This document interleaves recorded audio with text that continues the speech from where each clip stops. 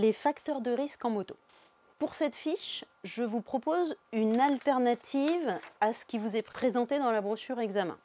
D'abord, c'est un moyen mnémotechnique, donc c'est plus facile, et ça vous permettra d'utiliser vraiment vos connaissances personnelles. L'idée, c'est de partir du principe que la moto, par définition, c'est dangereux. Et donc, à partir du moment où vous vous asseyez sur une moto, vous prenez déjà des risques. Maintenant, l'intérêt, c'est de rentrer à la maison le soir, quand même. Donc, pour la première partie de l'exposé, on va partir du chiffre selon lequel un motard, à kilométrage égal, a 20 fois plus de risques de se tuer qu'un automobiliste. Et on va donc comparer les risques entre la voiture et la moto. Dans la deuxième partie, on va évoquer les comportements qui aggravent ces risques. C'est-à-dire donc que dans un premier temps, on va parler du véhicule, la moto. Dans un deuxième temps, on va parler du motard. Alors, en voiture, pour commencer, il y a une carrosserie. Donc, forcément, en cas de choc, les dommages corporels seront moins importants. Ça paraît évident. Deuxièmement, en voiture, on prend plus de place sur la chaussée et dans le décor de manière générale. On est donc forcément plus visible. On dispose aussi d'une plus grande surface éclairée pour se faire repérer par les autres voitures et les autres usagers de manière générale. En voiture, on a une visibilité qui est assurée par un large pare-brise, ce qui est déjà pas mal, mais également toutes les vitres autour du véhicule, dans le cas général. On a également un rétroviseur intérieur qui complète les deux rétroviseurs latéraux, ce qui n'est pas le cas sur la moto. D'autant plus qu'en moto, au niveau visibilité, si on a un casque intégral par exemple, on a quand même un champ de vision qui est extrêmement restreint. En voiture, on dispose également d'un rapport poids-puissance qui correspond à peu près à environ 100 chevaux de puissance, on va dire, dans le cas général, pour un poids de un peu plus d'une tonne. En moto, on va avoir une puissance équivalente, mais un poids d'environ 200 kg. On voit bien donc que là, on a un rapport poids-puissance très différent.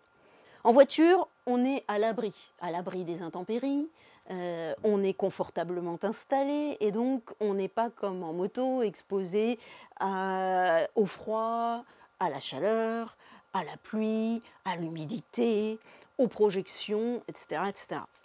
On peut dire également qu'en voiture, on a 4 points d'appui, ce qui est particulièrement intéressant en situation de fausse manœuvre, parce qu'au mieux on risque une glissade ou un choc, éventuellement une collision de la tôle froissée, je dirais, entre deux véhicules. En moto, 2 points d'appui, une notion d'équilibre permanente qui nous interdisent toute fausse manœuvre. Et puis, je finirai par le fait qu'en voiture, on circule bien souvent pour des raisons utilitaires, parce qu'on a besoin de son véhicule. Et c'est vrai qu'en moto, sur le moindre petit roadster, on a déjà des sensations de conduite tellement agréables qu'il va falloir forcément se discipliner énormément pour rester prudent. Donc là, on a vraiment comparé les risques entre les deux types de véhicules.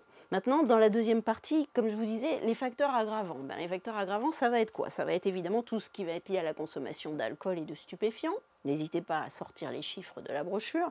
On peut parler aussi particulièrement en moto de la fatigue. On peut parler aussi par rapport à la fatigue pour aller encore plus loin, particulièrement sur nous, motards en région parisienne, du stress ou du fait qu'on va souvent rouler pressé et qu'en moto, quand on roule pressé, souvent on prend plus de risques. Ça sera vraiment un facteur aggravant. On va parler, toujours dans les facteurs aggravants, de l'équipement. L'absence d'équipement est un facteur aggravant, mais un équipement mal adapté est un facteur aggravant aussi, clairement. On peut parler aussi des obstacles fixes. Les obstacles fixes sont les pires ennemis des motards en cas de chute.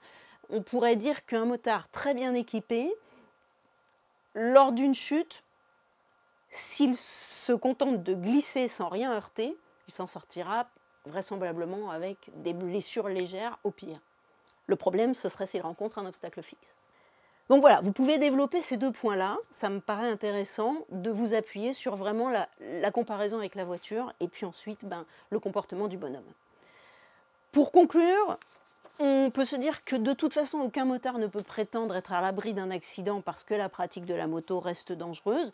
Néanmoins, il peut limiter les risques de cette pratique en faisant preuve pour lui et pour son passager d'un comportement responsable à chaque fois qu'il monte sur sa moto.